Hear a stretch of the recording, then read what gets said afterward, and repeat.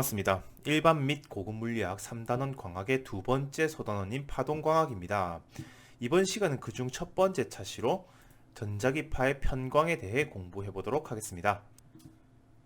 파동광학은 전자기파로서의 빛을 기술하는 단원입니다. 따라서 전기장과 자기장의 관계를 표현하는 맥스웰 방정식으로부터 빛의 성질을 유도해 나갈 겁니다. 전자기 단원에서도 했듯이 진공, 즉 전하나 전류도 없고 분극과 자화도 없는 공간에서는 전기장과 자기장의 모든 성분은 파동방정식을 만족합니다. 여기서 사용한 psi는 전기장이나 자기장의 6가지 성분 중 하나가 되겠죠. 이 파동방정식의 해는 삼각함수로 나타낼 수 있었습니다. 이때 유전율과 투자율의 곱이 K와 오메가로 대체된 거죠. 먼저 라지 A는 파동의 진폭을 의미하고요. 여기서 도입된 K는 직교좌표계에서 위치를 위상으로 바꾸는 파동 벡터였습니다.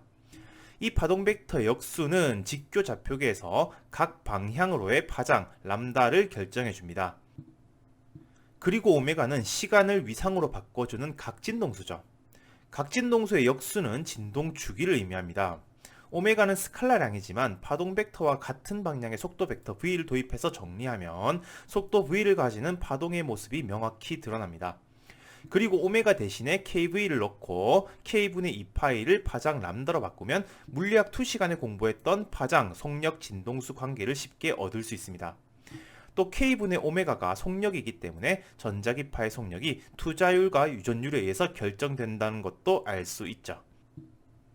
그런데 이 식은 진공에서 성립하는 파동방정식이기 때문에 이 식으로부터 구한 속력은 진공에서의 속력이 됩니다.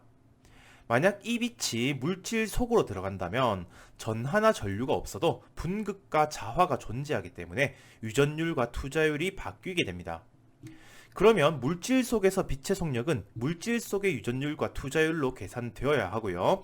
이건 진공에서의 값과 분리할 수 있습니다. 그러면 선형적인 전자기적 특성을 가진 물질에서의 속력을 진공에서의 속력과 그 비로 표현할 수 있고 우리는 이 비율을 굴절률, refractive index라 부릅니다. 진공에서의 빛의 속력을 다시 파동방정식에 썼던 오메가와 K로 나타내 보겠습니다. 여기서 K0는 진공에서의 웨이브 벡터가 됩니다. 이건 진공에서 빛이 진행할 때 한 파장의 간격이 K0분의 2파인 거죠. 근데 물질 속에서는 빛의 속력이 굴절률 배만큼 줄어들기 때문에 같은 진동수 오메가에 대해서 더 짧은 파장을 가지게 됩니다. 이건 물질 속에서 파동 벡터가 진공에서의 파동 벡터에 비해 굴절률만큼 증가한다는 뜻이 되겠죠. 다르게 해석하면 같은 거리를 진행해도 물질 속에서의 위상 변화가 굴절률 배만큼 빠르다는 거죠. 이제 빛이 진행할 때 전기장과 자기장의 방향을 분석해 보겠습니다.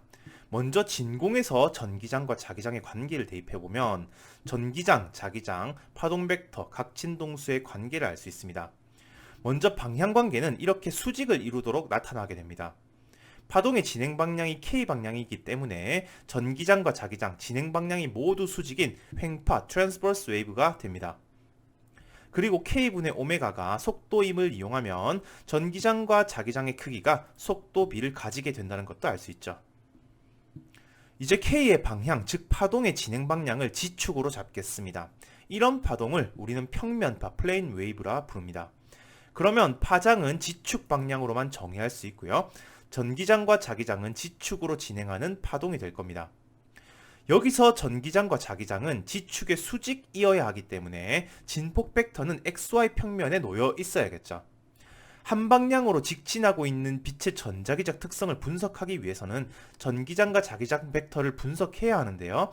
자기장의 모든 성분은 맥스웰 방정식에 의해서 전기장 성분과 독립적이지 않기 때문에 우리는 주로 전기장의 벡터 성분만 고려하게 됩니다. 만약 전기장이 X축 한 방향으로만 진동한다면 우리는 이것을 선평광된 빛, linear polarized light이라 부릅니다. 이러면 당연히 자동으로 자기장의 방향은 Y축을 향해야겠죠. 빛의 선평광된 평면파의 모습입니다. 전기장과 자기장 진폭, 파동 벡터는 각각 X축, Y축, Z축을 향하고 있고 전기장과 자기장 벡터의 위상까지 고려해서 쓰면 이렇게 되죠. G축으로의 파장은 파동 벡터 K의 G축 성분에 의해서 결정되고요. 우리가 빛의 편광을 분석할 때는 전기장의 방향을 따져봐야 합니다. 이 벡터는 열 행렬로 표현하는 것이 여러모로 편한데요. 우리는 이것을 존스 벡터라 부릅니다. 존스 벡터의 성분, 즉 전기장의 두 성분은 진폭의 차이가 있을 수도 있겠지만 두 성분의 위상도 차이가 날 수가 있습니다. 조금 전에 본 선편광은 두 전기장 성분의 위상차가 없는 경우입니다. 자, 이런 경우에 전기장의 위상이 같기 때문에 특정 시공간에 결정된 전기장 진폭의 두 성분이 같은 비율을 유지합니다. 따라서 XY 평면 위에 있는 최종 전기장은 한 직선 위에서 계속 진동하기 때문에 선편광되어 있다고 얘기할 수 있습니다. 두 전기장 성분의 위상이 파이만큼 차이나도 선편광이 되는데요.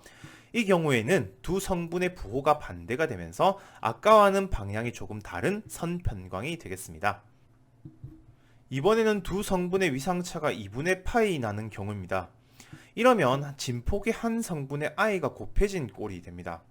이때 진폭의 크기 b는 아까와 같겠지만 y 성분의 위상이 90도만큼 빠르기 때문에 처음에 y 성분만 존재했다면 전기장의 방향이 xy 평면에서 회전하게 됩니다. 이때 이 빛을 타원 편광된 빛이라 부릅니다. 물론 두 전기장의 진폭이 같다면 원편광이 되겠죠. 이걸 XY 평면에서 보면 타원 모양으로 전기장이 위상에 따라 바뀌는 것을 알 수 있습니다. 특히 위상 파이가 커지면 시계 방향으로 회전하게 되는데요.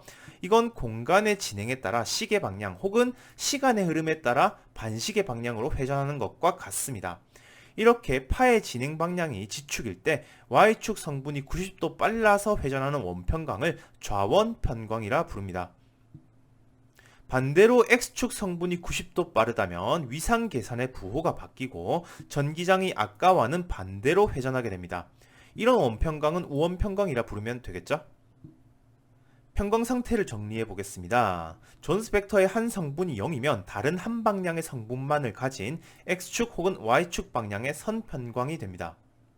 모든 편광 상태는 이 직교하는 두 가지 편광의 선형 결합으로 표현할 수 있기 때문에 편광의 기저, 베이시스로 활용할 수 있습니다. 또 존스 벡터가 이렇게 복소수 성분을 가질 수도 있는데요. 이 편광 상태는 전기장이 회전하는 좌원 편광 혹은 우원 편광이 됩니다. 이 편광도 직교하기 때문에 편광의 기저로 활용할 수가 있습니다.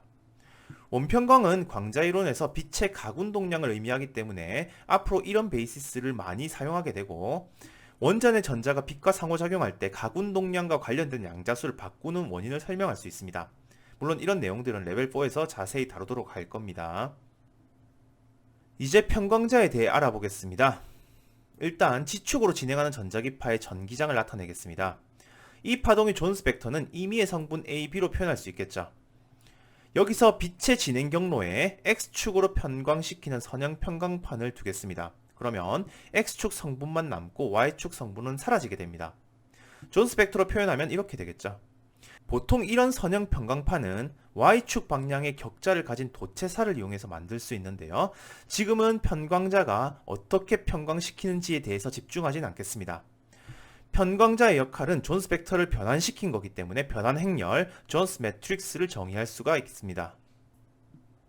만약 편광자가 Y축 성분만 통과시킨다면 이런 형태의 존스 벡터가 나타나겠죠. 또 이런 편광자는 Y축 성분만 남게 하는 존스 매트릭스로 표현할 수 있습니다.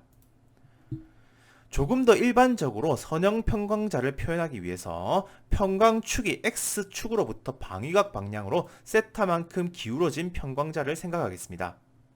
그러면 편광판을 통과한 빛의 전기장 진폭은 X축 성분과 Y축 성분이 섞여서 나타납니다.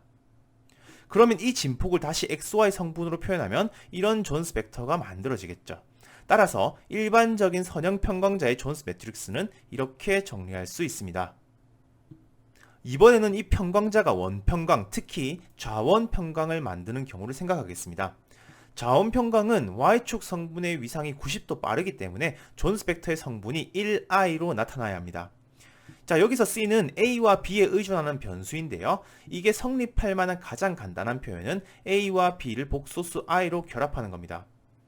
여기서 상수 e는 아무 값이나 될 수 있는데요. 이 변환 행렬이 여러 번 작용하더라도 크기가 변하지 않도록 2분의 1이라는 상수가 붙어 정규화됩니다. 우리는 이 존스 매트릭스를 좌원 편광자라 부릅니다. 물론 반대로 우원 편광을 만들기 위해서는 X축 성분의 위상을 90도 빠르게 만들면 되겠죠. 그리고 이 변환의 존스 매트릭스를 우원 편광자라 부르게 될 겁니다. 이번에는 X축 방향의 위상을 지연시키는 위상 지연자를 생각하겠습니다. 일단 간단히 파이만큼 지연시킨다고 가정해 보겠습니다. 보통 위상 지연자는 물질 내부에서 광축에 따라 굴절률이 달라져서 광경로가 달라지는 바이리프린전스 복굴절 현상을 이용하게 되는데요.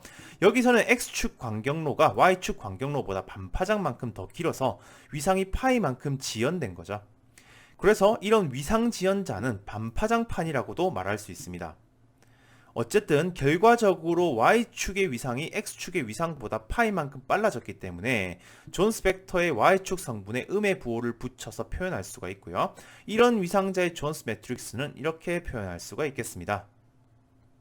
또 X축 성분의 위상지연을 2분의 파이, 파장의 입장에서는 4분의 1 파장만큼 지연시켰다면 Y축 위상이 90도 빠르기 때문에 타원 편광, 특히 전기장의 두 성분이 같다면 좌원 편광으로 나타나게 됩니다. 이런 위상자의 존스 매트릭스는 이렇게 표현할 수가 있겠죠. 편광자와 위상 지연자를 존스 매트릭스로 정리해봤습니다.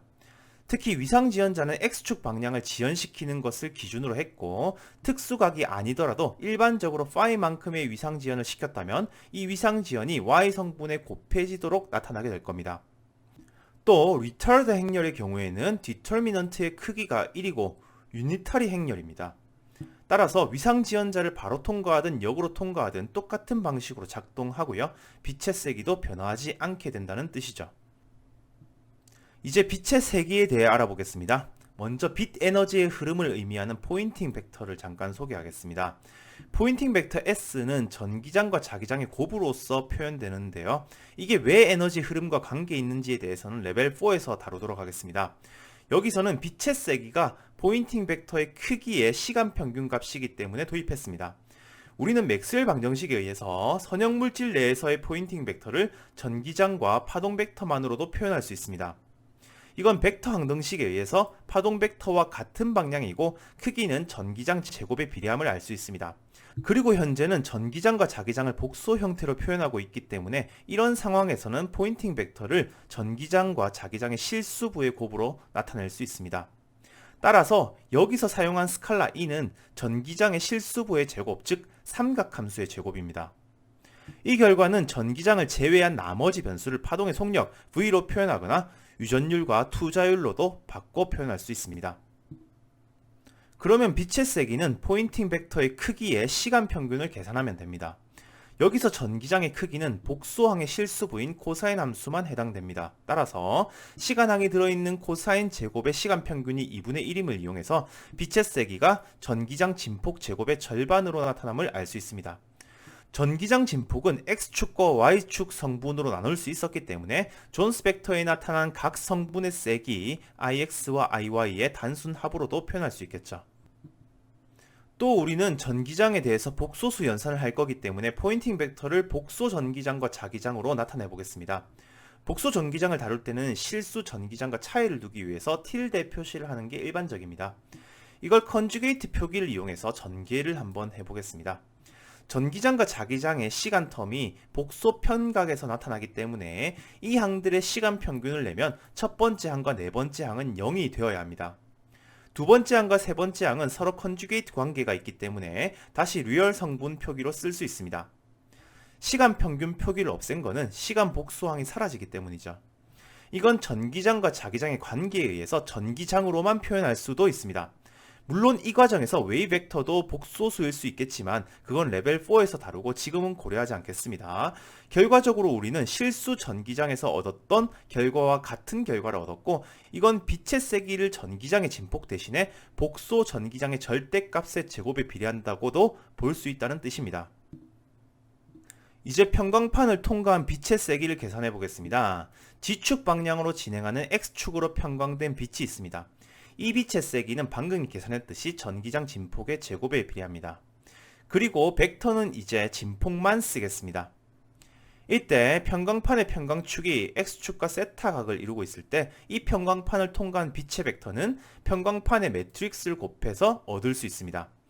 이 빛의 세기는 X축 세기와 Y축 세기를 더해서 처음 세기의 코사인 제곱이 곱해진 형태로 나타납니다. 우리는 이것을 말루스의 법칙이라 부르기도 하죠. 이번에는 모든 방향의 편광이 섞여 있는 자연광을 평광판에 통과시키겠습니다. 평광축은 어느 방향을 잡아도 대칭적으로 같기 때문에 X축으로 잡겠습니다. 그러면 평광판의 매트릭스는 이렇게 나타나겠죠. 자연광은 모든 방향으로 평광이 나타나기 때문에 원통 좌표계 S축 방향으로의 미소 빛의 세기를 잡겠습니다. 이 빛의 벡터는 이렇게 나타날 수 있고요. 평광판을 통과하면 이렇게 되겠죠. 따라서 S축 방향의 미소 평광빛은 평광판을 통과한 뒤에 코사인 파이 제곱만큼 곱해진 세기가 됩니다. 원래 자연광 전체의 빛의 세기는 방위각 파이에 대해서 미소 빛의 세기를 모두 합하는 것으로 구할 수 있기 때문에 편광판을 통과한 최종 빛의 세기는 원래 빛의 세기의 절반이 됩니다. 물론 이 결과는 빛의 세기를 두 축으로 나눠 해석할 수 있기 때문에 무작위 방향의 전기장을 가진 빛의 한 방향 평균이 전체의 절반이 된다는 직관적인 결과와도 같습니다. 이번에는 위상지연자를 통과한 빛의 세기를 계산하겠습니다. 먼저 XY 성분을 모두 가진 평광된 빛을 생각하겠습니다. 여기서 개수를 루트 2분의 1로 쓴 건 노멀리제이션, 진폭의 크기를 1로 만들기 위함입니다. 여기에 X축 4분의 1 파장 위상지연자를 넣으면 통과하는 빛은 좌원 편광이 됩니다. 여기에 다시 X축 4분의 1 파장 위상지연자를 또 넣으면 통과하는 빛은 선편광이 되겠죠. 통과한 빛의 세기는 모두 통과 전과 같습니다. 이건 위상지연 자체만으로는 에너지 교환을 하지 않는다는 뜻이죠. 또 이거는 위상지연자가 유니타리 행렬이기 때문에 나타나는 현상입니다. 그리고 실제 물체로는 반사와 흡수가 일어나기 때문에 유니타리 행렬이 될 수 없습니다. 평광 현상은 디스플레이에 많이 적용됩니다. 먼저 하나의 광원 단위 앞에 두 개의 평광판을 평광축이 수직하도록 놓습니다. 흑백 디스플레이 경우에는 이걸로도 충분하겠지만 컬러로 나타내려면 빛의 삼원색인 RGB 필터를 평광판 사이에 세웁니다. 그런데 이대로는 평광판의 두 축이 수직이기 때문에 어떤 빛도 빠져나올 수가 없습니다. 그래서 두 평광판 사이에 리퀴드 크리스탈 액정을 채우는데요. 그 액정 중에서도 외부 전기장을 걸었을 때 배열을 바꿔서 빛의 평광 방향을 유지시키는 물질을 사용합니다. 그러면 외부에서 전압을 걸어줬을 때 빛의 편광이 바뀌지 않기 때문에 빛의 통과를 차단할 수 있습니다. 대신 외부 전압을 없애면 액정의 무작위 배열 때문에 편광 방향이 적당히 바뀔 수 있고요. 수평 성분의 빛이 컬러 필터를 거쳐서 외부에 보여질 수 있죠. 옛날에는 백라이트 유닛으로 CCFL 냉음극관을 사용했었습니다. 형광등의 원리에서 음극에 열을 가하지 않는 것만 다른 형광등입니다. 그런데 지금은 대부분 LED를 사용하고 있죠. 요즘 디스플레이 중에서 LCD인데도 LED로 표기되는 것이 가끔 있는데요. 실제로 OLED나 액티브 매트릭스 OLED, 아몰레드처럼 색을 구현하는 소자가 광원 그 자체인 경우가 LED 디스플레이고 그 외에는 다 LED를 백라이트 유닛으로 사용하는 액정 디스플레이입니다. 이번에는 평광을 이용해서 3D를 구현하는 방법입니다. 먼저 LCD에서 나오는 영상을 좌우 시각의 전달을 영상으로 나눠서 교차 패턴으로 보내줍니다. 이 빛들은 최종 평광판을 통해서 선평광으로 나가겠지만 평광판 앞에 패턴 리타더라는 서로 반대되는 방향으로 배열된 위상지연자를 이용해서 반대 방향의 원평광을 만들어냅니다. 그리고 우리는 원편광판을 이용해서 이 영상을 보게 될 건데요. 이것이 왼쪽 눈으로 들어와야 할 빛과 오른쪽으로 들어와야 할 빛을 구별해 주게 됩니다. 이걸로 사물의 원근감이 결정되고 우리는 이걸 입체 영상으로 느끼는 거죠. 정리하겠습니다. 오늘은 전자기학에서 계산했던 진공에서의 맥스웰 방정식으로부터 전기장과 자기장의 해를 다시 다뤄봤습니다. 특히 지축 방향으로 진행하는 파동일 때 우리는 전기장의 방향만을 분석하는 것으로도 빛을 온전히 다룰 수 있었습니다. 전기장의 XY 성분은 존스 벡터로 다루는 것이 편했고 이렇게 뒀을 때 빛의 전기장 방향을 바꾸는 각종 평광자와 위상지연자가 존스 매트릭스로 표현된다는 것도 확인했습니다. 또 빛의 세기는 에너지의 흐름을 나타내는 포인팅 벡터의 시간 평균으로 정의했고요. 이것은 복소 전기장의 절대값 제곱에 비례하는 꼴로도 표현할 수가 있었습니다. 빛의 세기가 전기장 크기의 제곱에 비례하기 때문에 빛의 세기는 전기장 XY 성분 세기의 합으로도 표현할 수가 있었죠. 오늘은 여기까지 공부하겠습니다. 감사합니다.